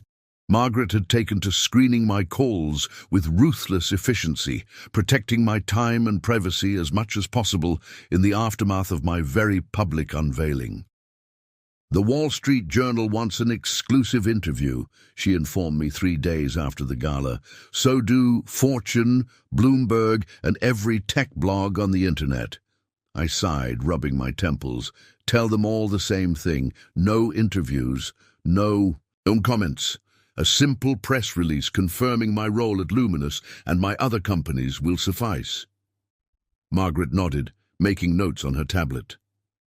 And regarding the other matter? She didn't need to specify. We both knew she was referring to Blake Donovan. Has he made any statements? Nothing public, she said. Though HR reports he's claiming wrongful termination and threatening legal action. I smiled grimly. Let him try. The evidence we have of his misconduct is substantial. Beyond the misuse of company funds, his deliberate manipulation of data in board presentations constitutes fraud. And Clarissa, Margaret asked carefully, she hasn't returned to the office since the gala. I looked out the window of my private office, a space I had rarely used before, but which had become something of a sanctuary in recent days. She's on administrative leave, I said finally. Paid for now. I'm not vindictive, Margaret. This isn't about punishing her professionally for our personal issues. Margaret's expression remained neutral, though I could sense her disapproval. She had witnessed Clarissa's treatment of me firsthand over the past year and had made her opinion of my wife clear without ever directly criticizing her. The divorce papers will be ready tomorrow, she said instead. Justin wants to know if you'd prefer to have them delivered to her parents' house or through her lawyer. Justin Taylor, my longtime attorney, had been working overtime to prepare the necessary legal documents for both the divorce and the corporate restructuring that would follow Blake's termination. Her lawyer, I decided. Let's keep this as professional as possible. Margaret nodded and made another note. You have a call with the board in 20 minutes. They're understandably curious about your plans now that your identity is public. I thanked her, and she left me alone with my thoughts. The board call would be straightforward enough. I had no intention of changing my management approach simply because my name was now attached to it. But the personal side of this situation remained far more complex. Clarissa hadn't attempted to contact me since leaving our house that morning after the gala. According to Justin, she had retained Ellen Hargrove, one of the city's most prominent divorce attorneys, known for securing generous settlements for her clients. It was a predictable move, though it stung nonetheless. My phone buzzed with a text from a number I didn't recognize. It's Blake. We need to talk. One businessman to another. I stared at the message, a mixture of disbelief and amusement washing over me. The audacity was almost impressive. I typed a quick response. All communication should go through legal channels. Goodbye, Blake. I blocked the number immediately afterward, forwarding the exchange to Justin as documentation of Blake's attempted contact. The board call went as expected, a mixture of curiosity about my unusual management style and enthusiasm about the publicity my revelation had generated for the company. Our stock had jumped 12% since the gala, driven by market interest in the mysterious billionaire who had finally stepped into the spotlight. "Will you be taking a more public role now, Ryan?" asked Marianne Chen, one of our longest-serving board members. "My management approach won't change," I assured them, though I recognize that maintaining the same level of privacy may no longer be possible. After reassuring the board that the company's strategy and leadership would remain stable despite the recent shake-up, I ended the call and checked my calendar. The rest of the day was surprisingly open, Margaret's doing, no doubt, giving me space to deal with the personal aspects of my situation. I decided to take advantage of the rare free time and go for a walk, something I hadn't done since the night of the gala. As I left the building through a side entrance to avoid potential photographers, I found myself heading toward the park, where Clarissa and I had spent so many Sundays in the early days of our relationship. The park was quiet on a weekday afternoon, just a few parents with strollers and elderly couples on benches. I followed the familiar path around the central pond, memories surfacing with each step. Clarissa and I feeding ducks, planning our future, talking for hours about everything and nothing. The woman in those memories seemed so different from the one who had looked at me with calculation and resentment in recent months. I was so lost in thought that I almost didn't notice her until we were face to face. Clarissa, standing on the path before me, looking as surprised as I felt. "Ryan," she said softly, her eyes widening. She looked different, more subdued in simple jeans and a sweater, her hair pulled back in a ponytail, her face free of makeup. She looked more like the woman I had fallen in love with than the polished executive she had become. "Clarissa," I acknowledged, my voice carefully neutral. "I didn't expect to see you here." She gave a small, sad smile. "I come here sometimes to think." She hesitated, then added, "It reminds me of better times." I nodded but didn't respond. The coincidence of encountering her here, of all places, felt significant, but also uncomfortable. "How are you?" she asked after a moment of awkward silence. "Managing," I replied honestly. "It's been a busy few days." She nodded. "I can imagine. You're the talk of the business world." "Not by choice," I said wryly. Another silence fell between us, heavy with unasked questions and unsaid words. "I received the divorce papers," she finally said, her voice smaller now. "Ellen says they're very fair." I shrugged slightly. "I told you I'm not vindictive." "No," she agreed. "You're not." She looked out over the pond, where a pair of ducks were gliding across the surface. "That was always one of the things I loved about you, your fundamental decency." The comment caught me off guard. After months of criticism and dismissal, hearing her acknowledge any positive quality in me was jarring. "Why are we having this conversation?" "Clarissa," I asked, suddenly tired of dancing around the subject. "The papers are filed, our paths are set." She turned back to me, her expression earnest now. "Because I owe you an explanation, or at least I owe it to myself to try and understand what happened to us." I glanced at my watch, then gestured to a nearby bench. "I have some time."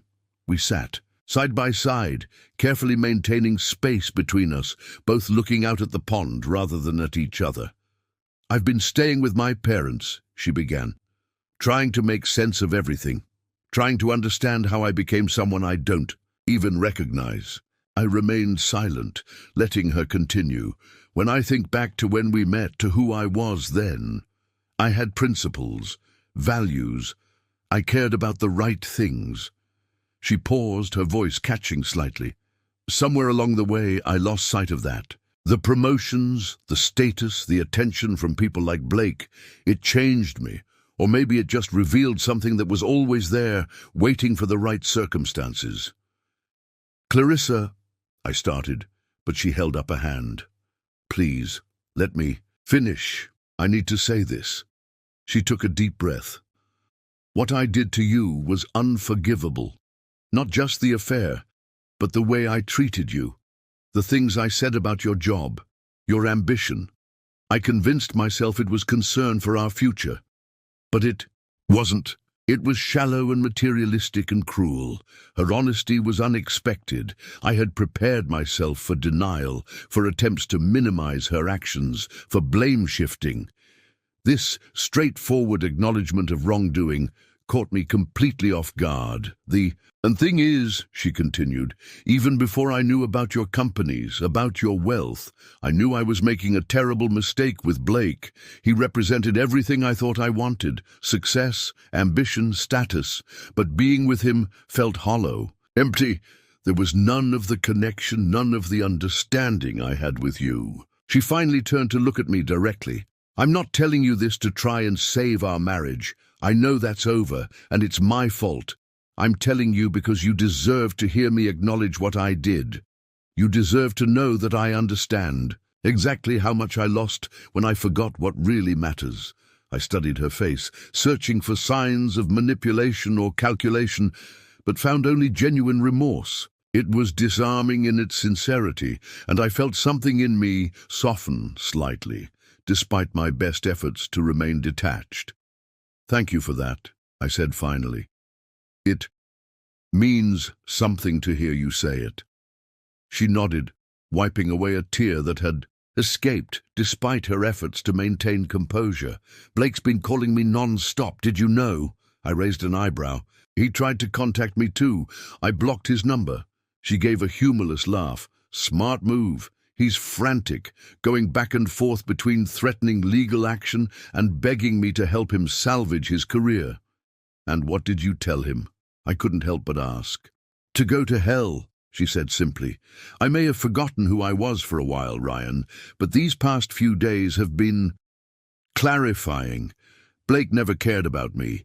He cared about the status of dating the marketing director, about the connections I could provide.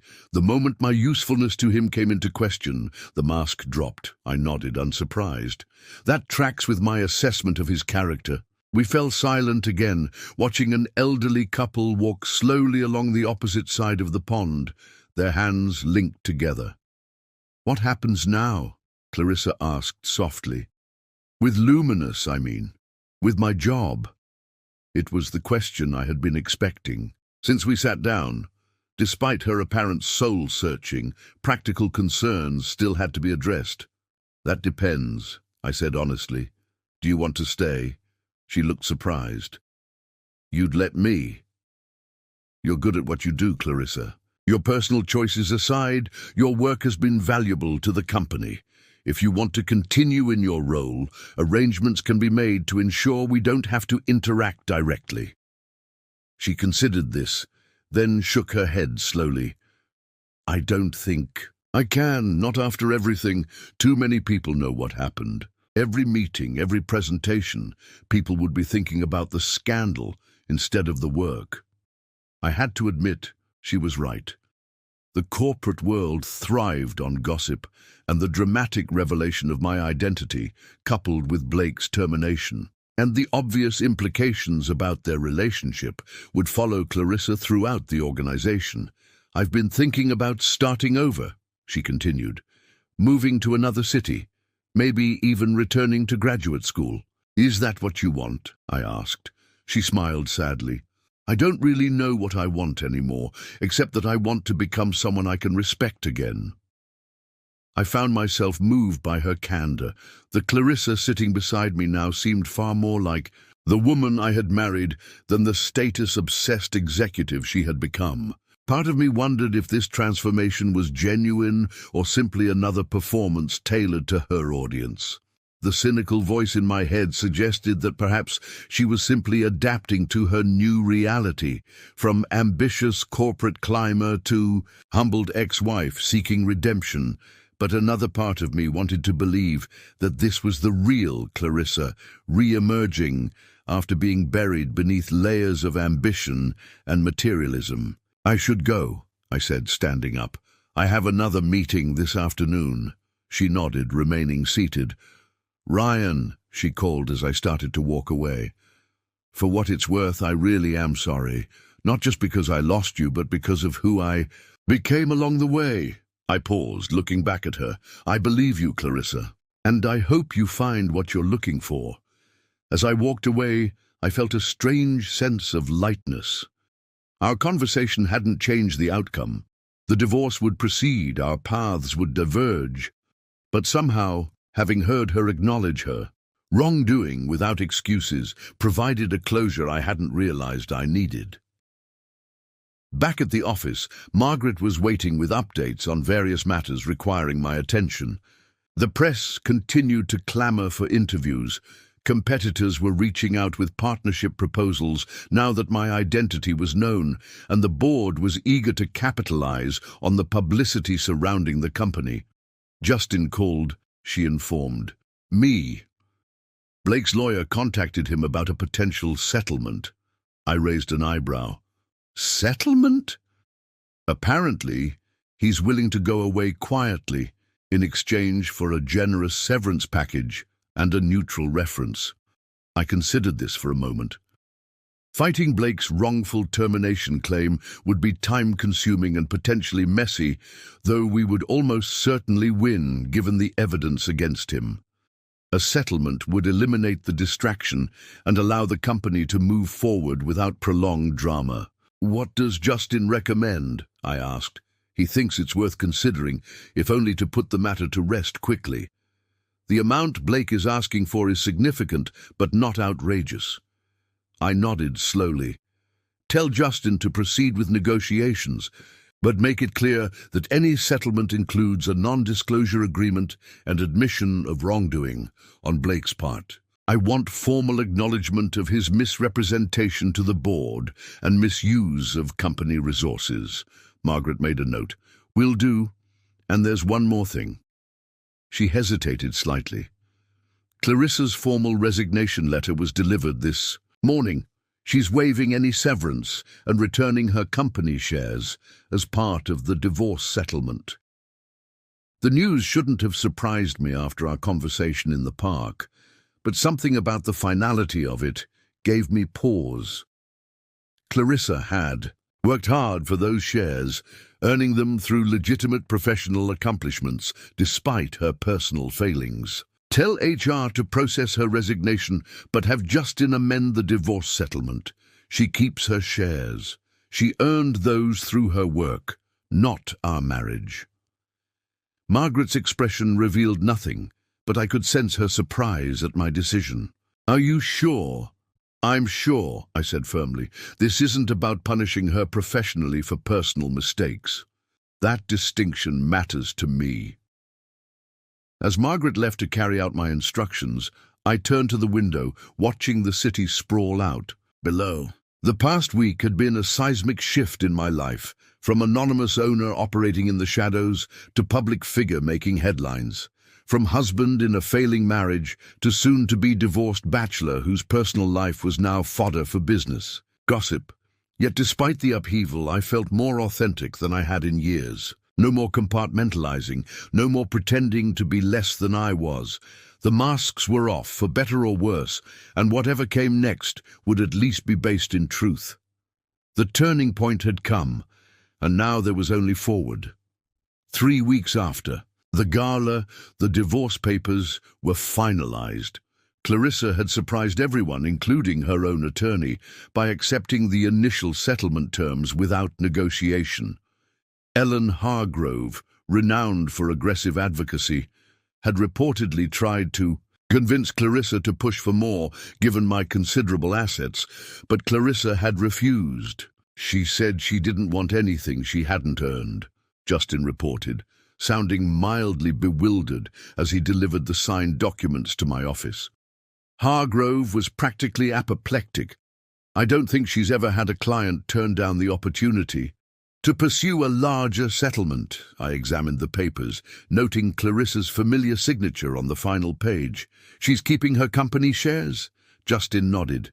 "As per your instructions." though she did add a note explaining that she intends to donate half of them to an educational charity for women in business. This information gave me pause. It was an unexpectedly thoughtful gesture, suggesting that perhaps Clarissa's apparent soul-searching was genuine rather than tactical. "Is that all the paperwork? We're done. Just one more thing to sign," Justin said, sliding another document across the desk. "This officially dissolves your marriage. Once the judge signs off, which should happen within the week, you'll be legally single again." I stared at the document for a long moment before signing. 7 years of marriage, reduced to a signature on a legal form. It felt simultaneously momentous and oddly anticlimactic. "Thank you, Justin," I said, handing back the signed papers, "for handling all this so efficiently." He nodded, gathering the documents. "For what it's worth, Ryan, I think you're doing the right thing. Clean break, fair settlement, minimal drama. It's better this way." After Justin left, I found myself at loose ends, a rare occurrence for someone who typically juggled multiple corporate responsibilities simultaneously. The divorce was finalized. Blake's termination had been settled with a moderately generous package in exchange for his signed confession of misconduct and a binding non-disclosure agreement. Luminous Technologies had stabilized after the initial upheaval, with a new CFO already selected from within the company. The storm had passed, leaving an unexpected calm in its wake. I decided to leave the office early, something I rarely did. Even in my days as the anonymous owner, the beautiful spring weather beckoned, and I found myself driving without a clear destination in mind. Somewhat to my surprise, I ended up at my house, a place I had been avoiding in recent weeks, preferring to stay in the company apartment downtown. The house looked exactly as I had left it, except for the conspicuous absence of Clarissa's personal items. According to Justin, she had arranged to collect her belongings while I was at work, leaving behind anything we had purchased together or that could be considered jointly owned. I walked through the rooms slowly, noting the empty spaces where her photos had hung, the gaps in the bookshelf where her books had been, the half-empty closet in the bedroom. It was strange how a space could feel so different simply through the removal of certain items, like a puzzle with key pieces missing. In the kitchen, I found a sealed envelope on the counter with my name written on it in Clarissa's handwriting. I opened it with a mixture of curiosity and trepidation. "Ryan, I've taken only what was truly mine, things I brought into our marriage or purchased with my own money. Everything else stays with you, as it should. I want you to know that I've accepted a position with a small marketing firm in Boston. A significant step down from director at Luminous, but that feels right. I need to remember why I fell in love with marketing in the first place, before titles and status became so important to me. I also wanted to tell you that I've started therapy. Turns out my issues with money and status run deeper than I realized. My therapist is helping me understand why I became so fixated on these external measures of success that I lost sight of what truly matters. I don't expect your forgiveness, and I'm not asking for it. Some betrayals can't be undone. But I wanted you to know that I'm trying to become a better person, not to win you back, but because I need to live with myself." You were right about so many things, Ryan. You saw me changing, becoming someone I'm not proud of, long before I was willing to admit it to myself. I'm sorry I couldn't listen then. I hope that someday, when the hurt has faded, you might remember the good parts of our time together. There were many, at least in the beginning. Take care of yourself.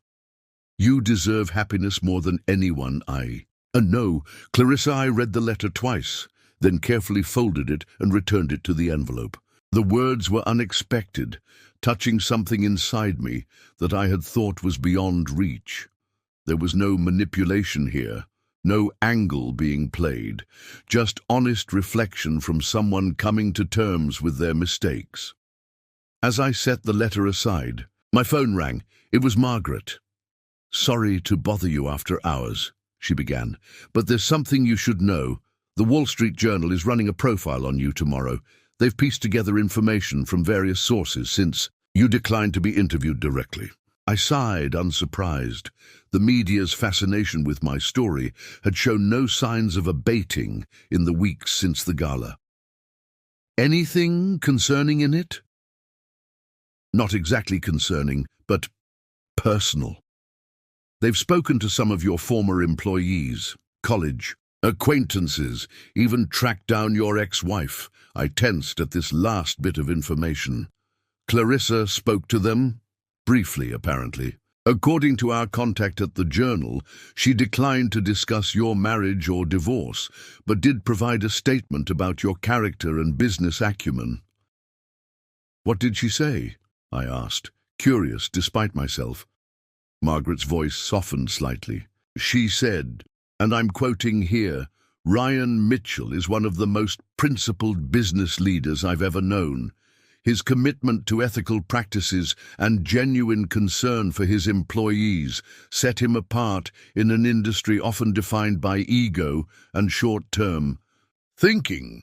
Any company under his leadership is fortunate, even if they don't realize who's guiding them." I was silent for a moment, absorbing Clarissa's words. They were generous, especially coming from someone who had every reason to be bitter or defensive. "Ryan? Are you still there?" Margaret asked. "Yes, sorry, just processing. Is there anything else I should know about the article? They've focused primarily on your unusual management style and the success of your companies. There's some speculation about your reasons for maintaining anonymity all these years, but nothing too invasive. Your privacy around Justin's death and its impact on you has been respected." I thanked Margaret for the heads up and ended the call, feeling oddly unsettled. Clarissa's letter and her comments to the Journal painted a picture of someone genuinely working to make amends, not just with me, but with herself. As I moved through the house, I found myself in the small home office I had rarely used, preferring to maintain the separation between my work life and home life. On the desk was a framed photo I had forgotten about, Clarissa and me on our honeymoon, laughing on a beach at sunset, looking impossibly young and happy. I picked up the frame, studying our expressions. The joy captured in that moment had been real.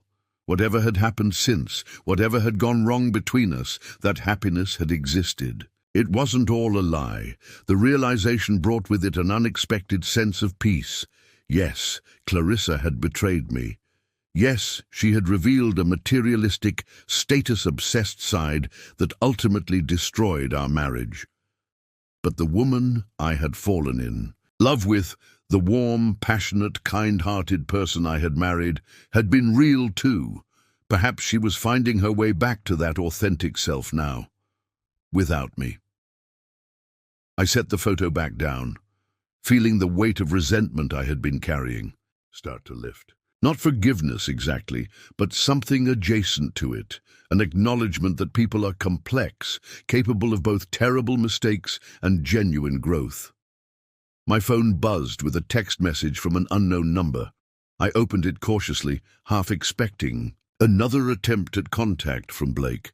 Instead, I found a message from Ellen Hargrove, Clarissa's attorney. "Mr. Mitchell, this is Ellen Hargrove. I represent Clarissa in your divorce proceedings, as you know. I'm reaching out because my client has made what I consider an unusual request.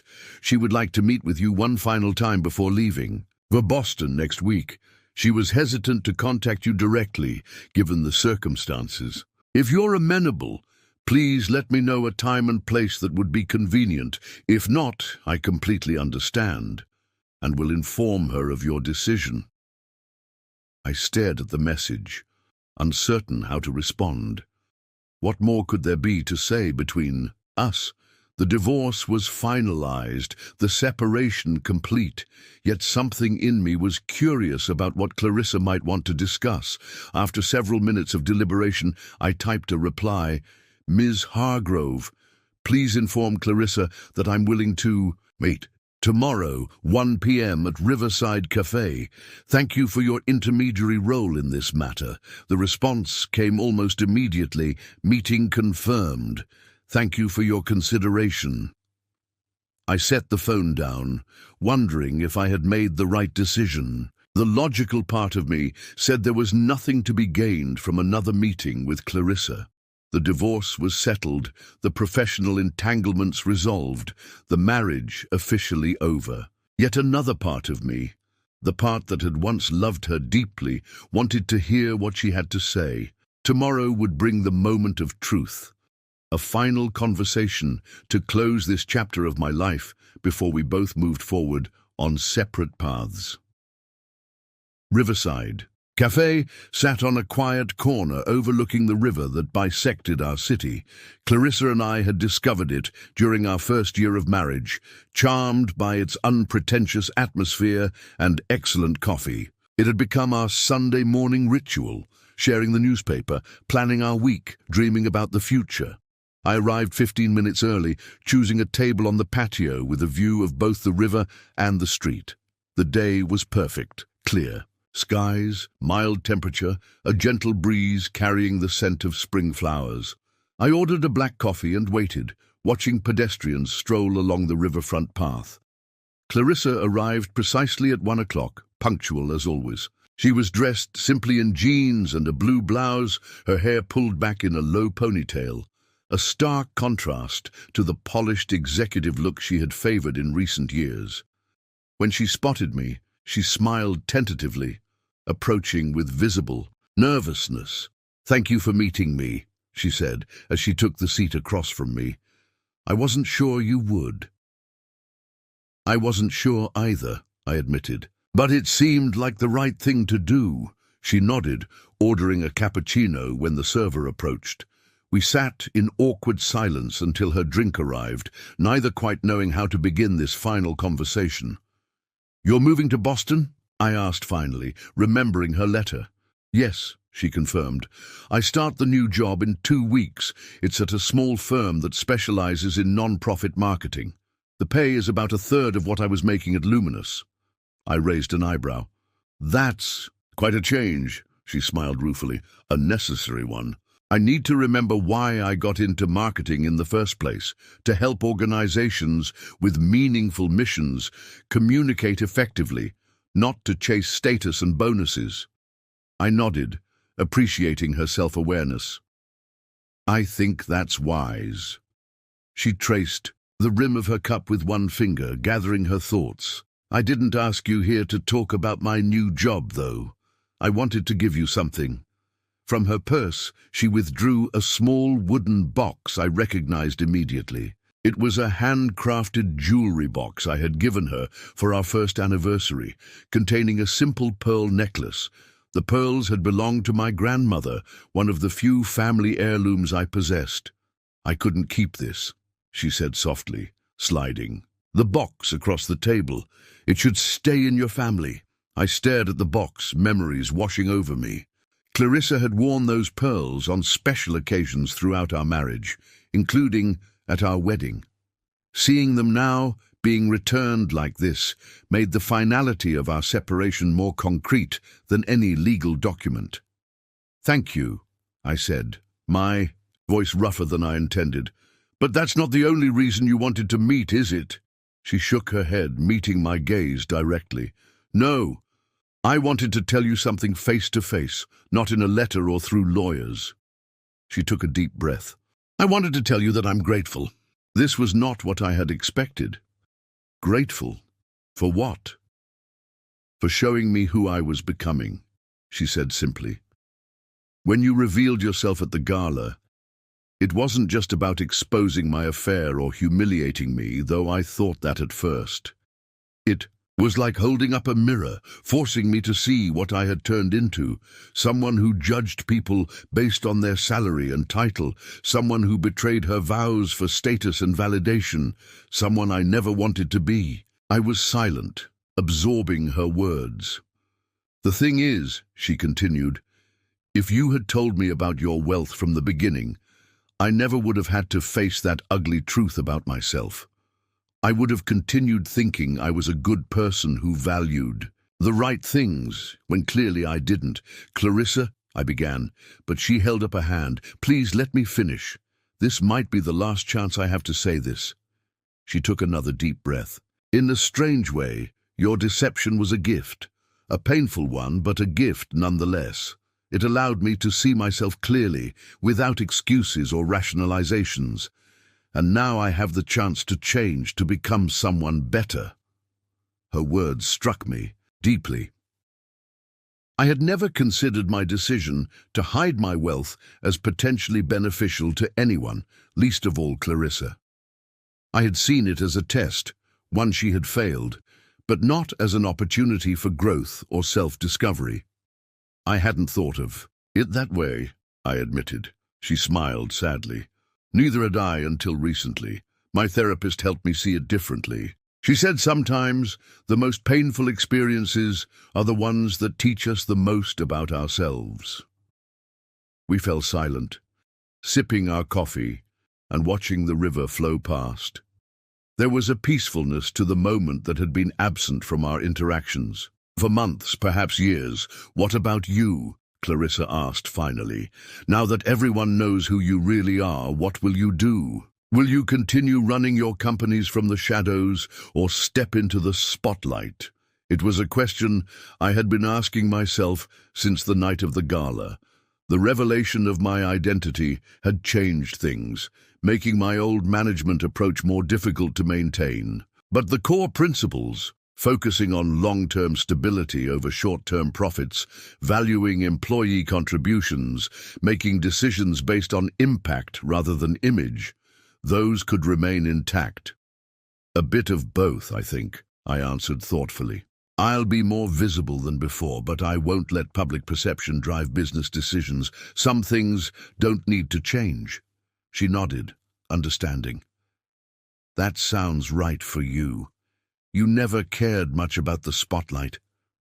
"What about Blake?" I asked, curious about the aftermath of their relationship. "Have you spoken to him since the gala?" A flash of discomfort crossed her face. "He called and texted incessantly at first, mostly blaming me for what happened, as if I somehow knew you owned the company and set him up." She shook her head. "When I didn't respond, he eventually stopped. I heard through mutual connections that he took a job with a startup in Seattle. A significant step down from Luminous, but he'll land on his feet. Men like Blake always do." There was no bitterness in her tone, just a clear-eyed assessment of a man whose charm and confidence had once seemed so appealing to her. "And us?" I asked quietly. "After today, what happens?" She looked at me with genuine sadness. "We go our separate ways, I suppose. You continue building your companies, making the impact you've always wanted to make. I start over in Boston, trying to become someone worthy of the second chance I've been given. And someday?" I couldn't help but ask. "Years from now?" She considered the question carefully. "I'd like to think that someday we might be able to look back on our time together with more fondness than regret. That we might remember the good alongside the bad, maybe even be able to have a conversation like this without the weight of everything that went wrong between us." It was a hopeful vision, but not an unrealistic one. Sitting here now, I could already feel some of the anger and hurt beginning to fade, replaced by a more nuanced understanding of our shared history. "I'd like that too," I said sincerely.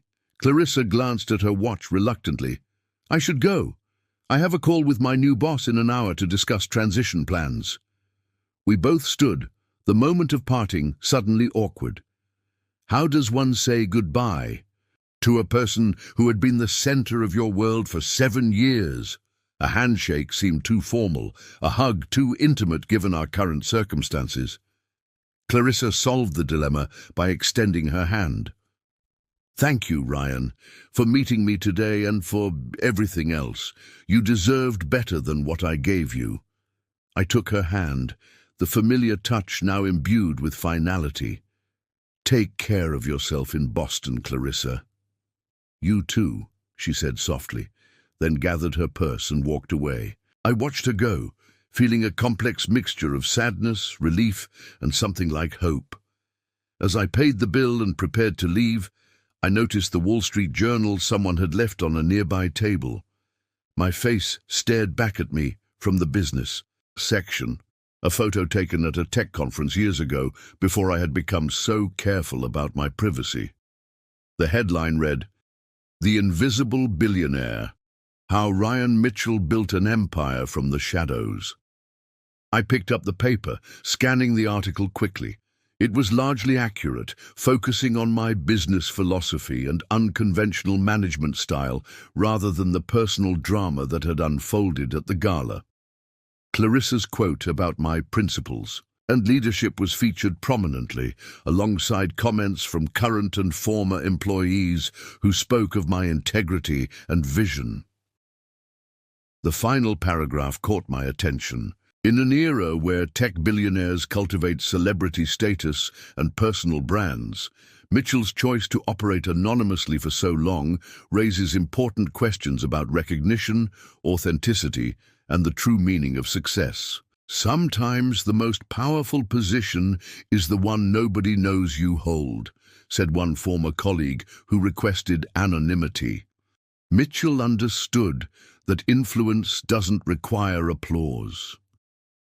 I folded the newspaper and tucked it under my arm, oddly touched by this assessment. As I walked along the river, considering what came next, I realized that while much had changed, my marriage, my public identity, certain aspects of how my companies would operate, the core principles that had guided me remained intact. The revelation of my identity hadn't been about revenge against Clarissa, though that element had certainly been present in my decision. It had been about reclaiming my authentic self after years of compartmentalizing. It had been about refusing to be devalued based on a fiction I had helped create. And ultimately, it had been about truth, painful, complicated, but necessary. My phone buzzed with a message from Margaret.